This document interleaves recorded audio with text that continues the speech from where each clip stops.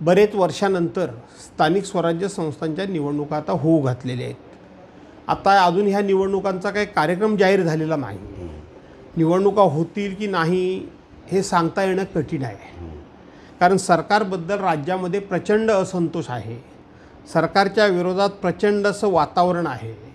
सरकारनं प्रत्येक टप्प्यावर गेल्या वर्षी झालेल्या विधानसभेच्या निवडणुकीमध्ये सर्वच स्तरातल्या मतदारांना फसवून त्यांनी त्या ठिकाणी मतदान घेतलेलं आहे।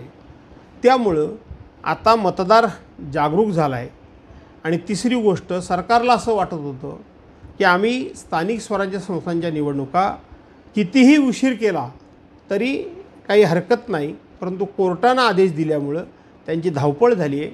मात्र या निवडणुका विद्यमान सरकारला जड जाणार याचा अंदाज आलेला आहे। त्यामुळं त्या निवडणुका होतील की नाही हीच खरी मनामध्ये शंका आहे। असं आहे की महाविकास आघाडी म्हणून गेली लोकसभा विधानसभा निवडणूक एकत्र लढली गेली। लोक जे काय म्हणतायत की महाविकास आघाडी स्थानिक स्वराज्य संस्थांच्या निवडणुका एकत्र लढेल की नाही लढेल, राज ठाकरेंमुळं ती महाविकास आघाडीमध्ये कुठेतरी मिठाचा खडा पडेल का, राज ठाकरेंमुळं महाविकास आघाडी हे आघाडीतले काही घटक पक्ष बाहेर पडतील का, अशा पद्धतीचा शब्दप्रयोग अनेक जण करतात। मुळामध्ये राज ठाकरेंच्यामुळं महाविकास आघाडी राहणं न राहणं हा विषयच येत नाही। याचं कारण असं आहे की महाविकास आघाडी म्हणून कधीही आम्ही एकत्र स्थानिक स्वराज्य संस्थेच्या निवडणुका लढलेलोच नाही। स्थानिक स्वराज्य संस्थेच्या निवडणुका ह्या आम्ही महाविकास आघाडी म्हणून कधी लढलोच नाही।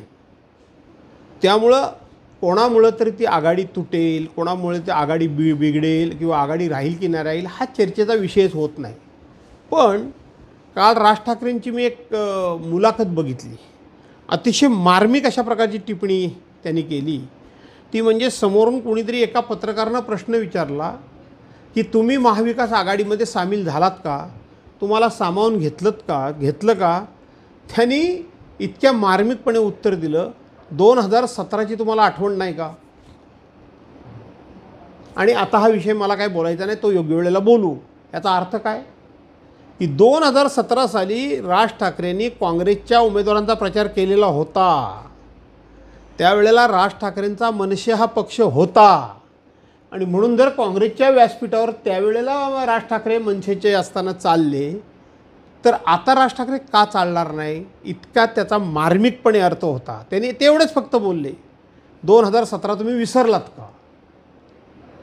त्यामुळं राज ठाकरे जे काल तुम्हाला भेटले त्यात आश्चर्य वाटण्याचं काही कारण नाही। मला असं वाटतं की सगळे एकत्रितपणे निवडणुका लढवतील।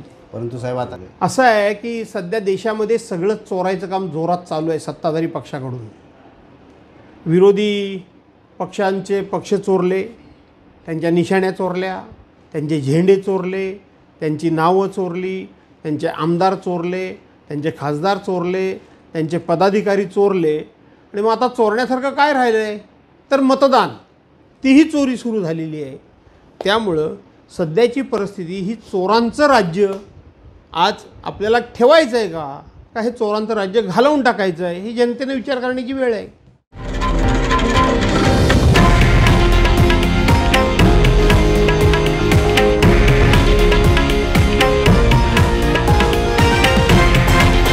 हे आहे देशातील नंबर 1 न्यूज नेटवर्क आणि आपण पाहत आहात TV9 मराठी, एकमेव।